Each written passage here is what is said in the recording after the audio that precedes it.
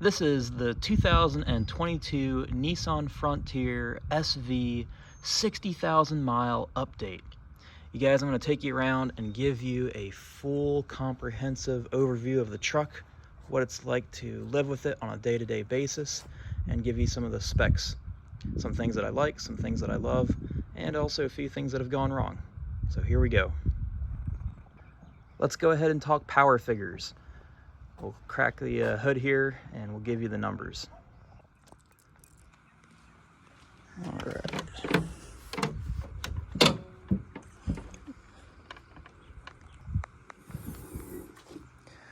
Under the hood, we have Nissan's 3.8 liter V6 engine. It is the VQ series, and this guy, it makes 310 horsepower and 281 pound-feet of torque. And it is more than sufficient. Granted, it depends on what vehicle you're coming out of, but for me, this gets up and goes, and it hauls real nice too. One minor complaint I have is actually the hood latch here. I had to put a little duct tape around it because it was producing quite an awful squeaking noise down here at the latch. Maybe some WD-40 would solve the problem too. We'll go ahead and take a look around, go once around the truck here. Styling is definitely near the top of the list for me as far as reasons why I picked this truck. It looks sharp. The refresh, I think, was the year prior, and it's got some nice lines to it. This one here has the 5-foot bed. We'll show you that here in just a second once we make our way around.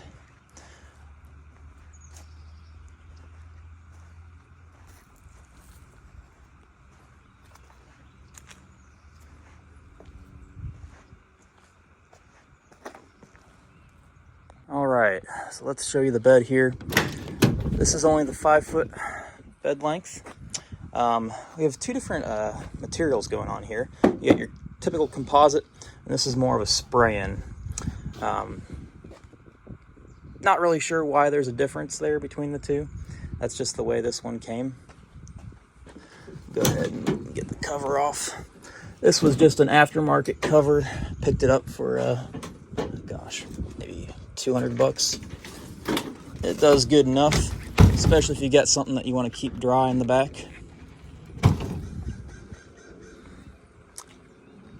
You got a couple of tie downs. You get this nice rail system, and then you also have your household style outlet. Comes in handy. All right, we'll close this guy up. We'll talk towing. This one does come equipped with the tow package. So you've got your 4-pin connector. You've also got this guy down below here. Obviously the hitch didn't come with it. I haven't done any serious towing outside of just a 6x10 trailer. And the most weight I've hauled is just a few hundred pounds, mostly hay. But it does real well. My only complaint would be that it doesn't have a brake controller on the interior. But your towing capacity is going to max out at 6,700 pounds, give or take, depending on how you spec the vehicle.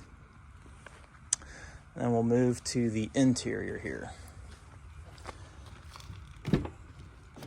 Oh, one thing I should mention, you do have your little lock, unlock button here, so you can keep the key in your pocket, which is very convenient. And that's going to operate both your doors and also the tailgate as well. Looking inside here, we've got several different things going. Some of the features that it comes with is we've got heated seats, heated steering wheel, parking sensors. Obviously, you've got your dual climate control.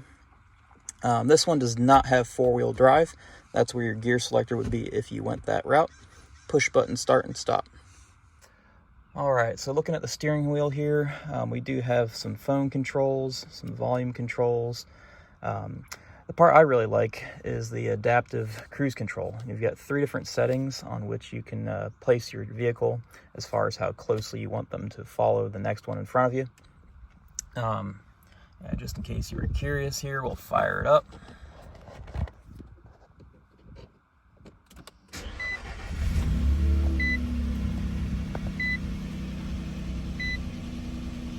You guys can see we're up all the way at 64,000 miles. Down on the left here, we have tow mode. In my opinion, all this does is really just give you a little extra boost on the throttle. The other thing that I did notice is that it will engine brake for you, so it'll downshift when you're slowing down to help stop your load faster. Yeah, this is the power outlets. So you've got one that's in the back seat and the other one's in the tailgate. So you actually have to manually turn those on if you want to use them. You do have some nice bed lighting here as well. You get a traction control button off, and then down at the bottom, your pedals, gas, brake, and your parking brake. Alright, so shut that. You've got a number of different pages you can go through here. The car does come equipped with Apple CarPlay. However, it is wired only, which actually is my preference. I've got wireless in my other vehicle, and it is actually more of a pain. Fuel economy. I do a lot of back road driving, so my average speed's probably closer to, I don't know, 45, 50 miles an hour, and this truck's doing real good. We're getting over 25 miles per gallon, and I know what you guys are going to ask. Did you just have that reset? Nope, it's been that way for the last, gosh, 4,000 plus miles. So, real happy with the fuel economy. The only thing that's going to do better than that is probably a Maverick, but debatable as to whether that's a real truck or not.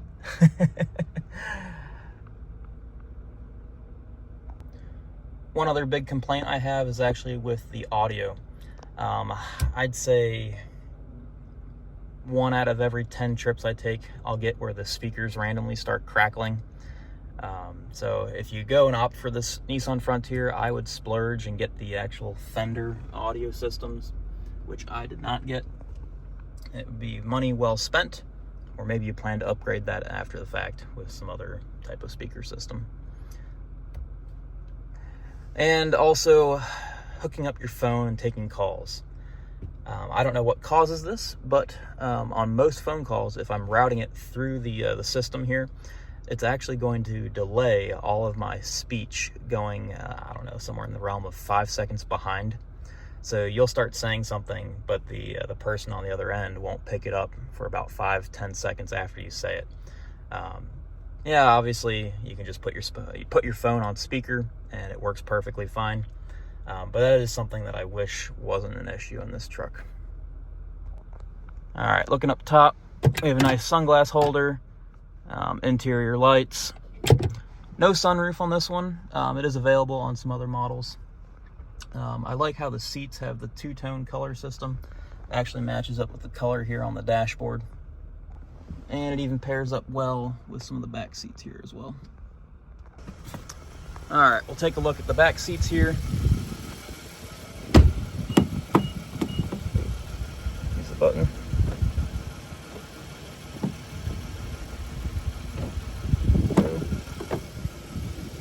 Again, you can see that color theme carries through. Now, I got a car seat in here. Fits pretty well. My 5-year-old, she's got no complaints, even with me at 6 feet. This is my normal sitting position right here. May become a problem, in a year or two, but at that point, she's probably getting ready to move out of the booster system. In the back here, we do have some good charging systems. We've got USB and USB-C, plus the household outlet. Up front, I know you can't see it too well, but you got the same thing, USB-C and then a regular USB as well. You do have fold-down cup holders. And then we'll take you to the other side. I'll show you how the bench folds up. All right, so back seat, other side here. You've got 2 different fold-down options. You can fold the main seats down with this little tab right there. If you get the seat far enough forward, well, car seat's blocking it. This will fold basically perfectly flat if you need to put some larger items in. And then also you can fold up the bottom here. There's a lever right there. And then underneath, you get these little storage cubbies.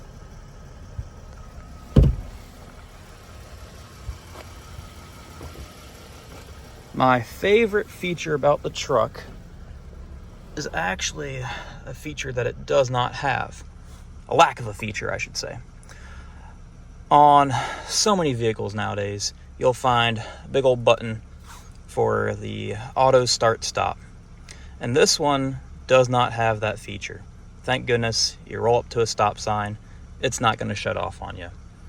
I think that's actually going to do wonders as far as the longevity of the vehicle, being able to not have to worry about all those additional start and stop situations, just additional wear and tear on the engine. So really happy about that.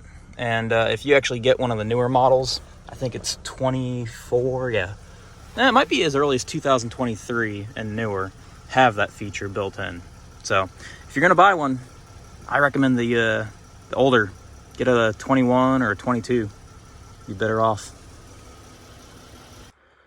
My second favorite feature is actually going to be the steering feel to the truck.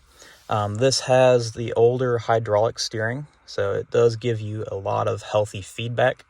It's not annoying, but it is a little heavier than normal. If you're used to driving modern vehicles, the electric assist is very smooth, and you hardly get any feedback from the road. So this feels way better, especially if you're more driver-oriented. The last little bit here is I'll show you the key fob and show you how to do the auto start stop. All right. So if you're walking out in the middle of winter and it's 20 degrees out, you want to get the truck warmed up. It's pretty simple here on your key fob. You're just going to hit your lock twice and then hold down the top button.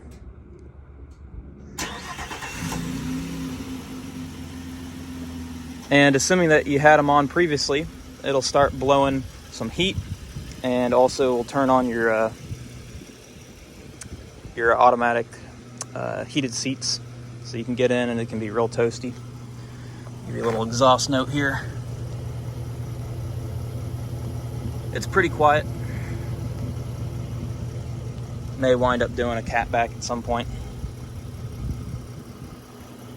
Anyhow, I would give this truck 9 out of 10 stars.